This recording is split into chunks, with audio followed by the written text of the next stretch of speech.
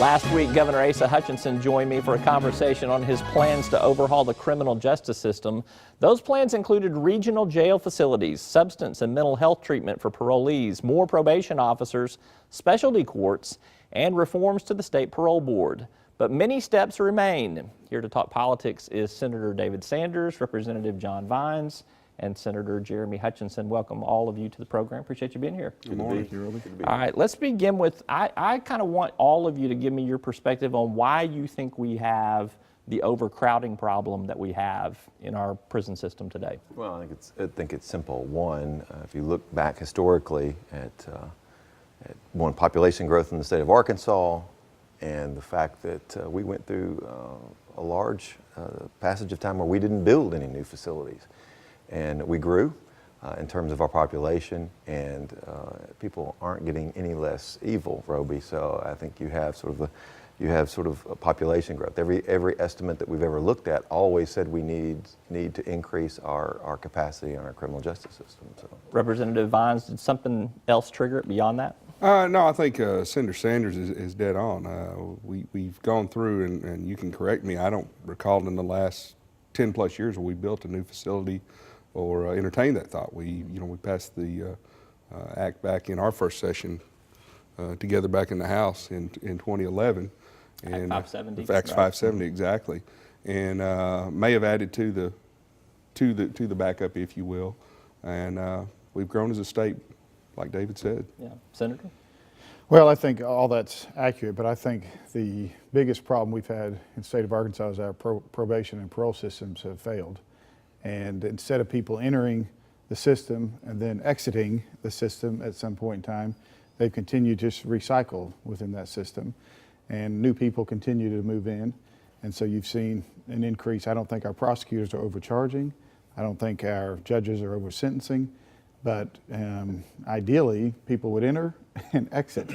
And we've not seen that. And that's why I think the governor's package is so transformative. And it's actually going to address core issues, changing behavior, so that people will exit our system and allow room for the really bad guys and the people who are entering it.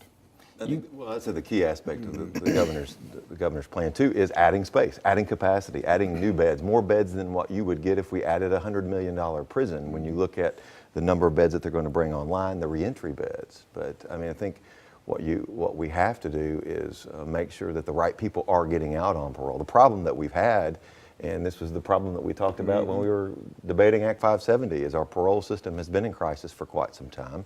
And what the legislature did then was to exacerbate those problems, put more stress on them. We had parole officers with caseloads of 310, 270 parolees. You can't manage that. We fixed a lot of problems with parole, but the essential problem is you can have a world-class parole system, and as long as you continue to put violent criminals who are going to recidivate, who are going to commit crime again, you're going to have problems. So, go ahead. And this goes in line with that. We've got to give some relief to our counties.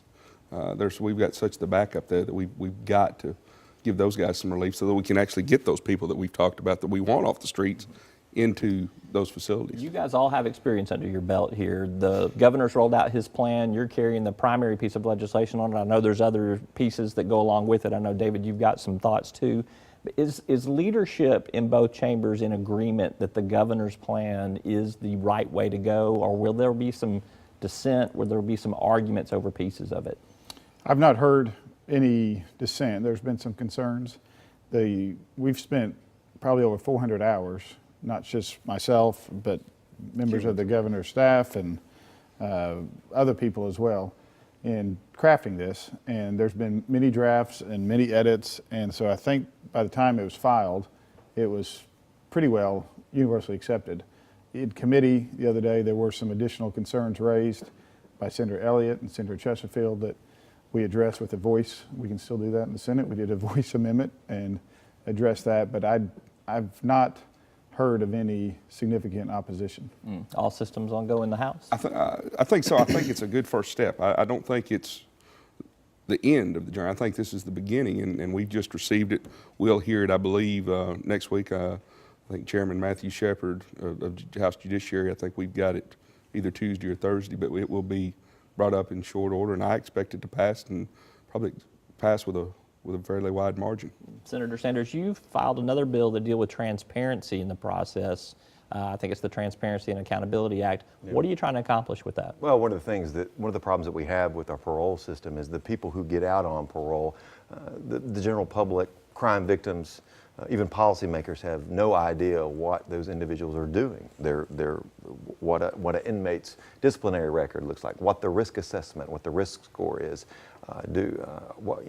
We don't know. We've had a number of cases covered on this network and others, and in print, where we've had individuals who were let out who were quote unquote nonviolent, who went on to do horrible things. Will Johnston, Donald C. Biles, both of whom we were told nonviolent, and yet they are both facing capital murder charges, and there are tons of them.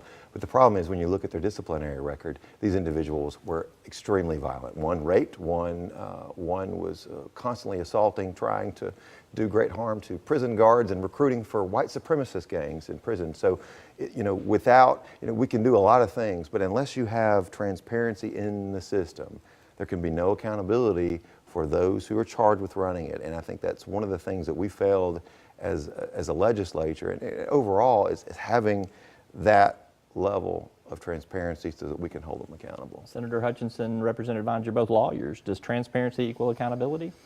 It certainly helps, and I think that the parole board has recognized that they have had mistakes and that they've not every member, but there's certainly some members who have not been carrying the weight. And so I think it certainly is incumbent on the legislature, certainly, to be examining what exactly are you doing, what are you looking at when you make these decisions, and creating an environment by which they can make the best possible decision. It's not a perfect science. Right. There's going to be mistakes, but we certainly need to hold them to the highest degree of accountability we can. And I think we hopefully jump-started that over the last summer and fall in the interim when we had several hearings on those different components. Senator Hutchinson, then Chairman Representative Wright, chaired those hearings over the summer. And one of the glaring weaknesses, and this goes to something that Senator Sanders said, was going back to the parole, that if you ever abscond and you never report, we never checked on you, and we've got to correct those type of issues going forward.